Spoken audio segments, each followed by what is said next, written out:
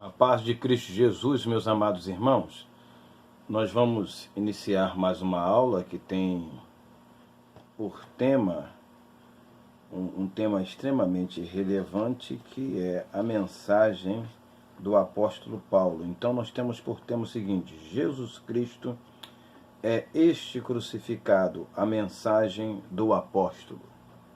É a nossa lição de número 5. Mas antes de nós continuarmos, eu quero convidar a você a se inscrever no canal, a curtir e compartilhar, para que possa nos ajudar a estar crescendo neste projeto ao qual Deus tem colocado em nossos corações. Mas sem delonga, vamos já ler o nosso texto áureo, que diz assim: mas nós pregamos a Cristo crucificado, que é escândalo para os judeus e loucura para os gregos. Esta é a mensagem ao qual Paulo pregava.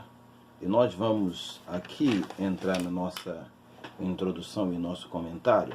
Eu quero mais uma vez ratificar a você que a base do nosso comentário da revista Escola Dominical está baseado no tema da lição. Então, nós estaremos trabalhando hoje sobre o termo crucificação, e dentro desse viés, mensagem e assim por diante.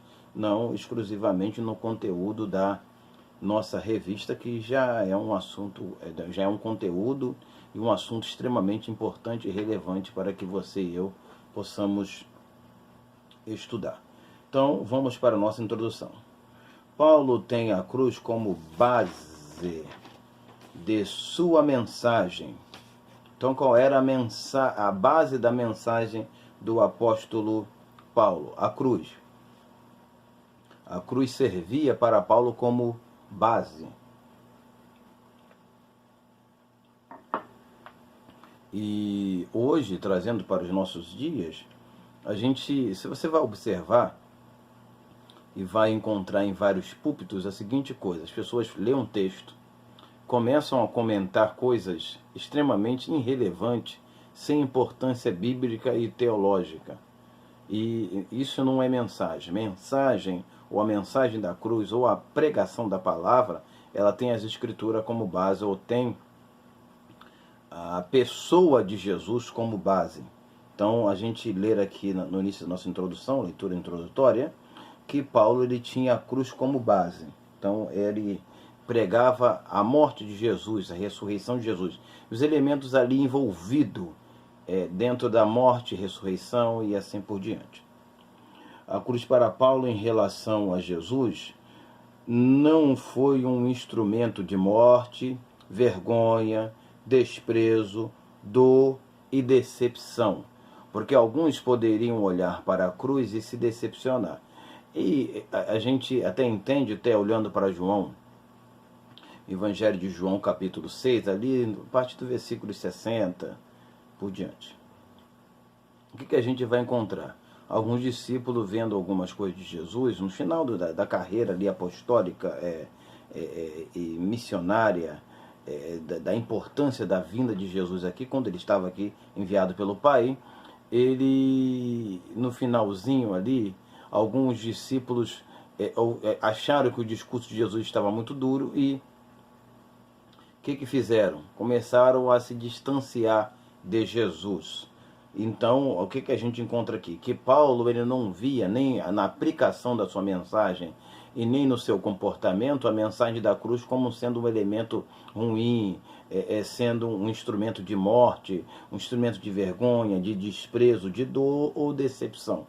Paulo não enxergava com este óculo e nem com este viés. A visão de Paulo era extremamente diferente. Então, quando Paulo olhava para a cruz, olhava para a mensagem da cruz, que nós vamos explicar isso mais à frente, olhava para os elementos envolvidos na cruz, ele via a cruz trouxe alívio à alma dos enlutados, desesperados, deprimidos e angustiados. Foi isso que a cruz veio trazer. Foi isso que a cruz veio representar para a glória de Deus. Mas, saindo da nossa introdução, vamos entrar para o nosso primeiro ponto, nosso primeiro elemento aqui. E o que nós precisamos observar no primeiro ponto para o qual nós vamos começar a citar? A forma como olhamos e como observamos a cruz ou a morte de Jesus. Então, o primeiro ponto é como deve ser vista a cruz, ou como devemos ver, vamos dizer assim, trazendo para nós, a cruz. Como eu devo perceber, acompanhar a morte da cruz, que é uma morte constante, diária e permanente. Não na representatividade da morte de Jesus. Jesus morreu e não morre nunca mais. Quando nós olhamos, por exemplo, lemos em Hebreus capítulo 6, que se nós não cumprirmos as ordenanças básicas, os rudimentos básicos que envolvem a salvação, nós vamos colocar Jesus em desprezo e levar a ser crucificado mais uma vez. Mas isso aí é tudo forma hipotética para dizer, levantar uma verdade extremamente absoluta. Mas, pois bem, vamos para a nossa leitura. Temos na cruz ali, no ato da crucificação, dois homens que estavam em situações iguais. Quais eram as situações daqueles homens? Situações certas de morte. Eles estavam crucificados, e crucificação era a certeza que iam morrer. Guarde isto. Então, a situação deles, daqueles dois homens, na realidade, nós estamos falando dos dois homens que estavam ali junto com Jesus, porém, a própria situação de Jesus também era a mesma. Porém, o que nos vale pensar aqui é a forma como eles enxergavam a cruz. Claro que, a princípio, os dois viam do mesmo modo. Contudo, o tempo foi passando e os olhos de um deles foram abertos. Tá? Os olhos deles foram abertos. Então, por exemplo, tinham dois, e os dois, a princípio, como a gente lê em Mateus, estavam os dois falando, acompanhando a fala dos sacerdotes, do povo ali, dos oficiais ali, contra Jesus, e replicando a mesma coisa. Só que dentro daquela ocasião, daquela premissa, chegou um tempo que um abriu os olhos, percebeu que aquilo não era viável, não era agradável, confortável e válido. E o que ele fez? Ele foi, aleluia, e começou a pronunciar coisas completamente diferentes. Eu quero até aproveitar e ler. Quero até aproveitar e ler. Então está isso em Lucas capítulo 23, versículo 40 ao 43. Eu vou ler rapidinho para nós ganharmos tempo. Assim, respondendo, porém, o outro repreendia-o, dizendo: tu nem ainda temes a Deus, estando na mesma condenação? E nós, na verdade, com justiça, porque recebemos o que os nossos feitos mereciam. Mas este nenhum mal fez. E disse a Jesus: Senhor, lembra-te de mim quando entrares no teu reino. E disse-lhe de Jesus: em verdade te digo que hoje estarás comigo no paraíso. Então ele estava ali, e Mateus diz que eles dois estavam murmurando contra Jesus, mas aqui o texto diz que ao decorrer do tempo ele mudou a concepção e pediu a Jesus para que pudessem entrar e estar no reino. Então a morte de Jesus, ela tem que ser vista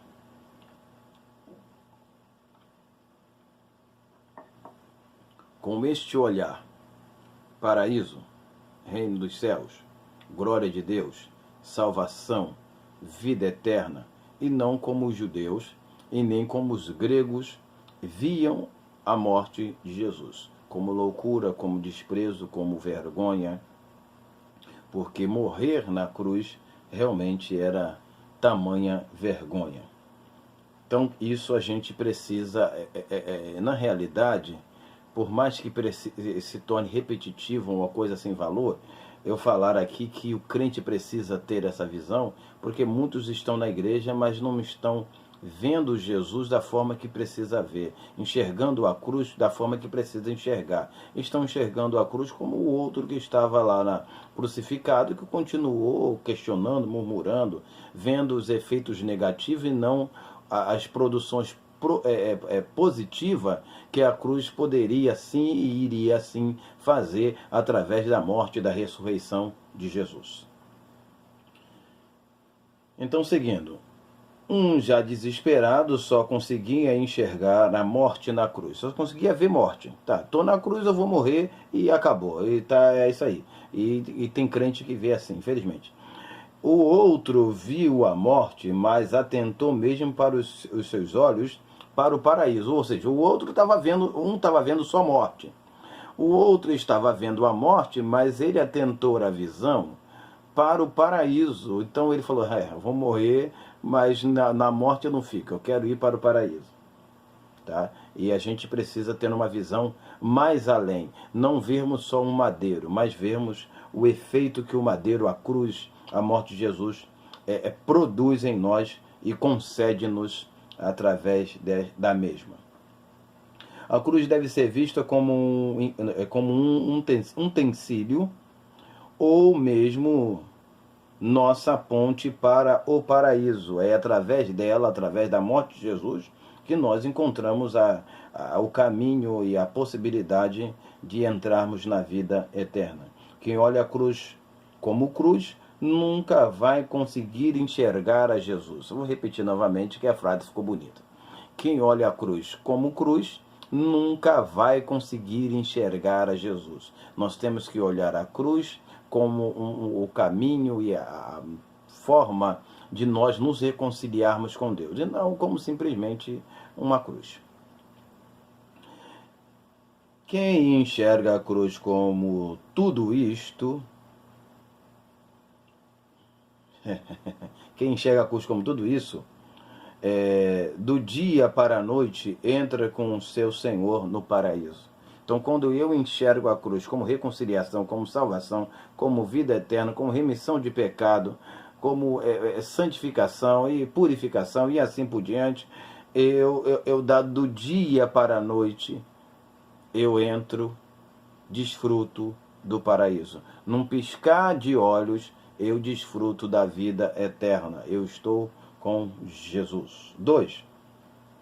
Qual era a mensagem da cruz? Seguindo. Sem dúvida alguma, a mensagem da cruz não está contida nas poucas palavras de Jesus relatadas nos evangelhos quando ele estava na cruz. Tá? Porque às vezes as pessoas pensam que a mensagem da cruz são as frases que nós encontramos nos evangelhos sinópticos, dita por Jesus, e a mensagem da cruz é a mensagem dita por Jesus na cruz. Há uma representatividade muito maior, há uma importância muito maior do que as palavras ditas por Jesus ali. Então a gente precisa saber qual é a mensagem da cruz, ou qual era a mensagem da cruz. A mensagem da cruz cobre uma suficiência e uma abrangência que não comporta as poucas palavras e ora na cruz. A palavra ou a mensagem da cruz, ela discorre do universo e diz ao coração perverso que em Jesus Cristo há salvação. Então a mensagem da cruz, ela tem uma relevância, uma competência, uma significância muito maior do que a cruz, muito maior do que as palavras na cruz. Por mais que as palavras na cruz ela tenha uma grande relevância e importância.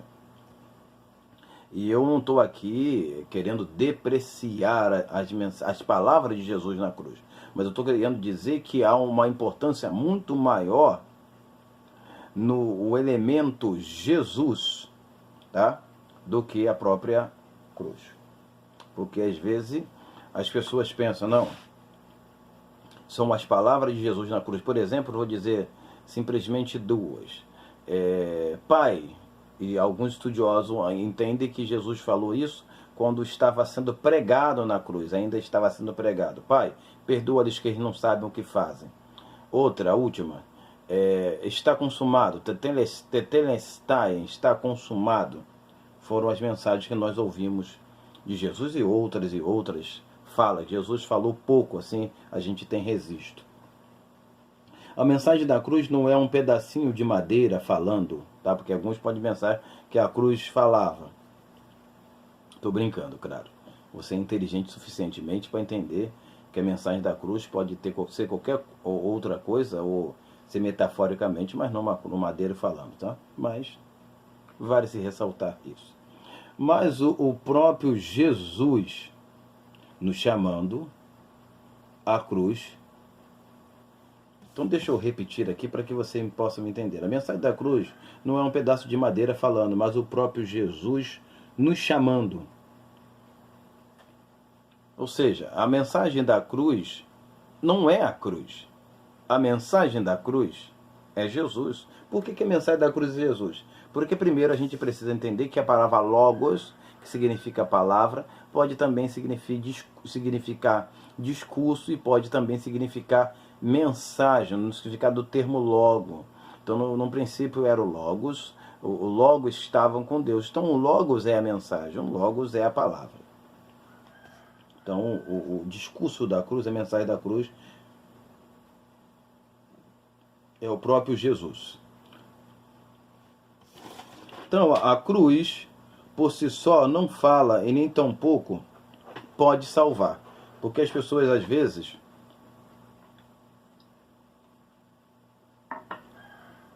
quando leem o texto, dizendo e aplicando a mensagem da cruz, alguns podem até pensar assim, a mensagem da cruz, então a cruz. E alguns querem colocar um crucifixo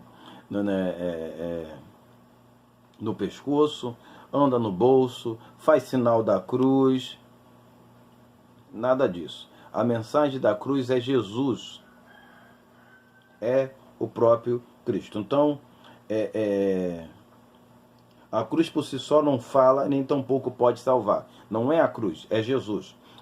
A cruz, ela não tem importância, relevância e autoridade em si mesma.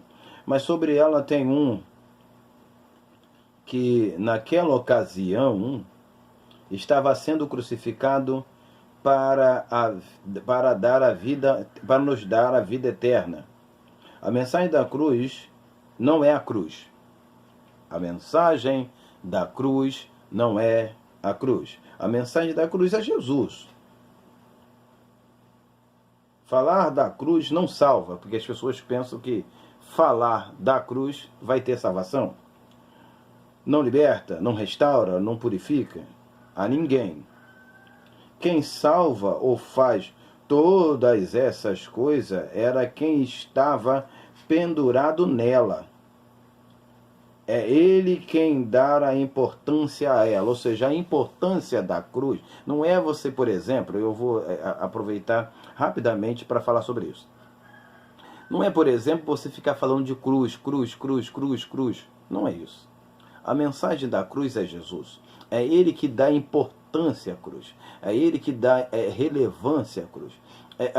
Por exemplo, os estudiosos estão procurando até hoje se encontram indícios, encontra mensagem, como exemplo, nos evangelhos a gente tem falando da morte de Jesus ali, tá, na cruz, etc. Mas a gente não tem historicamente falando de pessoas que foram crucificadas de uma forma maciça. Mas qual foi a crucificação mais importante do mundo e da história? A crucificação mais importante, mais relevante do mundo foi a de Jesus. Porque é a crucificação mais citada. O mundo inteiro sabe desta morte. O mundo inteiro sabe dessa crucificação. Outras e outras pessoas morreram na cruz. Mas quem morreu na cruz e deu importância à cruz, e você quando ver uma cruz, lembra da crucificação e logo reporta Jesus, é por causa de Jesus e não por causa da cruz. A madeira não tem importância, mas quem tem importância é o que dá importância a cruz relevância e fez a cruz ficar famosa foi o próprio Jesus. Então, louvado seja Deus. 3. Os elementos da composição da cruz. E falando dos elementos, o que eu quero aqui observar com vocês? Os elementos são o que é usado, como é composta a cruz. Então nós temos a palavra cruz, stauros, que é um tipo de madeira. Alguns dizem que a madeira usada é a madeira de oliveira. E normalmente se encontraram já pregos de 18 centímetros sendo utilizado para fixar a pessoa, o condenado na cruz. Seguindo, as crucificações não foi algo criado nos dias de Jesus, mas remonta ao tempo dos escritos de Moisés. Então, Deuteronômio capítulo 21, versículo 22 e 23, vai retratar as pessoas amaldiçoadas, malditas, as pessoas serem penduradas no madeiro. Isso há 1400 anos antes de Jesus. Já aparece esse tipo de morte na Bíblia. Esse tipo de morte acontecia na Pérsia e Roma dos tempos antigos, sendo esse tipo de morte um exemplo de maldição e servia como exemplo para outros não praticarem os mesmos erros. Então, era para isso que servia a crucificação. Então, assim, deixa eu só, quero voltar, os elementos da composição da cruz era a madeira e os pregos. Nós aqui vamos agora, e depois eu vou retornar, falar sobre os 3 tipos de cruz. Nós temos a cruz Santo André, que se assemelha a uma cruz, a um X, por exemplo, X, que é o nosso X. Santo Antônio, que é semelhante ao nosso T, e a cruz latina, que é a conhecida que nós temos aí, conhecemos através dos filmes de Hollywood e outras coisas mais. Porém, contudo, não se tem uma certeza do formato da cruz, tá? Não, a gente tem a que nós temos na cabeça é a cruz latina, que é a mais conhecida, mas não se tem certeza do formato da cruz de Jesus. Entendo eu que o formato da cruz de Jesus pode ser a letra inicial do seu nome que aparece no grego bíblico. Se assim for, a cruz não é outra, é Jesus. Porque, por exemplo, no português, para você entender rapidamente, que eu vou lhe expressar aqui. No português nós temos cruz com C e crucificação como se fosse um gerúndio, um acrescentar, um alongar de cruz. Cruz, crucificação. Tá. Só que, na realidade, deixa eu pegar aqui, que eu falei que ia usar como exemplo. Então, deixa eu só abrir aqui rapidamente. Não sei se você vai enxergar. Não sei, né? Mas nós temos aqui, ó, um Kiri, o Shir, aqui, ó. E essa letra aqui, você vai observar que ela é a letra para Cristo, aqui, ó, Cristos. Não é o K, o Kaf, que aparece no que você vai encontrar. Mas é essa letra aqui, o Kiri. Kiri. Então, e é esta letra que representa a cruz, que é escrita a palavra cruz e que é escrito o nome de Jesus. Então, eu acredito que a letra que é usada aqui é a mesma letra que representa a cruz. Então, por exemplo, nós temos a Santo André, que é um X, que eu falei que pode ser o X, que esse X, que no grego é essa letra, o Kyrie, e o T, tá, que é do Santo Antônio, e a latina, que é a conhecida. Mas, seguindo aqui para nós começarmos a entrar na conclusão. Os estudiosos apoiam a ideia da cruz do formato da latina, né? Formato latino. Porém, quando estudamos as origens das letras, descobrimos que as letras T e X eram usadas em semelhança, ou seja, algumas pessoas no tempos antigos usavam o T e o X para representar a mesma coisa. Eram as duas letras, o T e o X tinha a mesma representatividade. E a cruz latina, ela é um T. A cruz latina é um T. E o T é um T. E se o X também é um T, qual é a conclusão que nós chegamos? Como se fosse uma só letra, tendo assim não 3 ou 2 cruzes, mas uma cruz com diferente nome, mas com uma só representatividade. É isso que nós concluímos, porque eu não tenho tempo aqui para explicar com calma, mas se as letras e os formatos parecem serem diferentes, a gente vai ver cruz Santo Antônio, cruz Santo André, cruz latina, mas na realidade, estudando tudo isso aí, a gente chega à conclusão que é uma cruz só.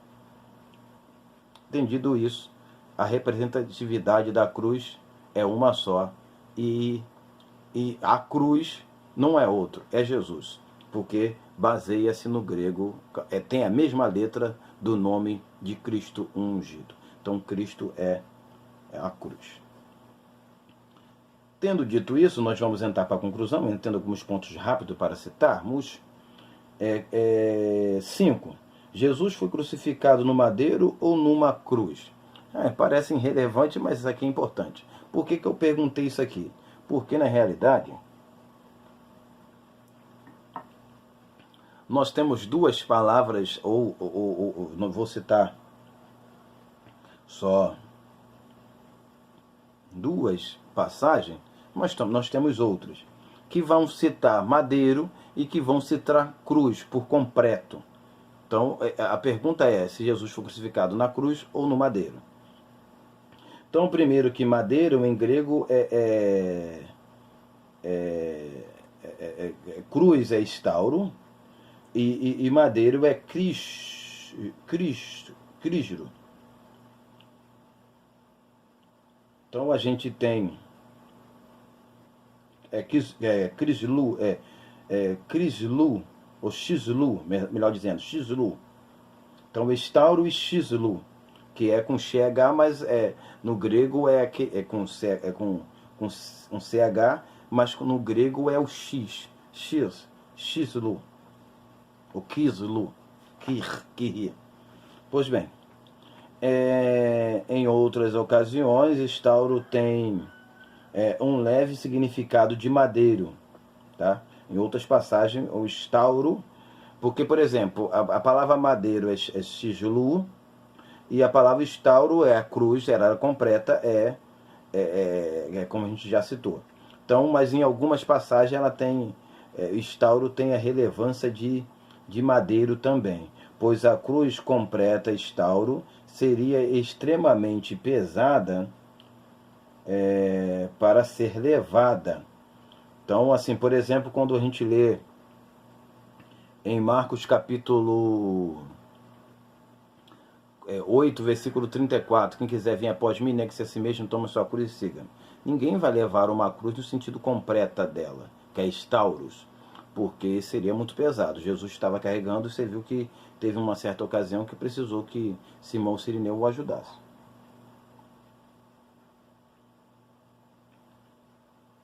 Então, quando eu cito que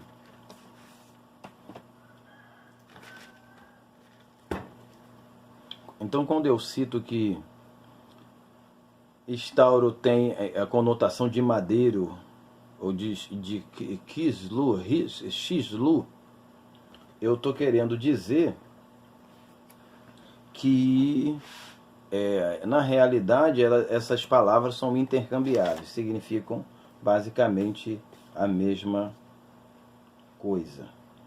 Então, tendo dito isso, eu quero só rapidamente deixar para você acompanhar depois, Romanos capítulo 8, versículo 36, que diz que nós estamos levados ao matadouro todos os dias, nós devemos morrer todos os dias. E vale se observar o seguinte: o levar a cruz é você levar a importância, o valor, o significado e o que ela representa todos os dias.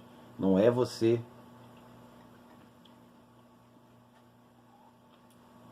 carregar uma cruz de madeira nos seus ombros. Então, quando nós lemos Gálatas capítulo 5, versículo de número 24, diz assim: os que são de Cristo crucificaram sua carne com suas paixões e concupiscência. É nós morrermos. Carregar a cruz é crucificar nossas paixões e concupiscência. É isso que nós devemos fazer. Eu vou citar para final, para a conclusão aqui, algumas frases, mas as referências nós não vamos poder ler por causa do tempo, mas você leia com calma e aplique isso na sua aula da escola dominical. Diz assim: a cruz nos leva para fora do pecado. Hebreus capítulo 13, versículo 13. A cruz nos leva para dentro da morte de Jesus. Romanos capítulo 6, 3 e Colossenses capítulo 3, 1. A cruz nos leva para dentro do corpo de Jesus. Colossenses capítulo 1, versículo 24. A cruz nos leva para a reconciliação com Deus. Colossenses capítulo 1, versículo 20 a 22.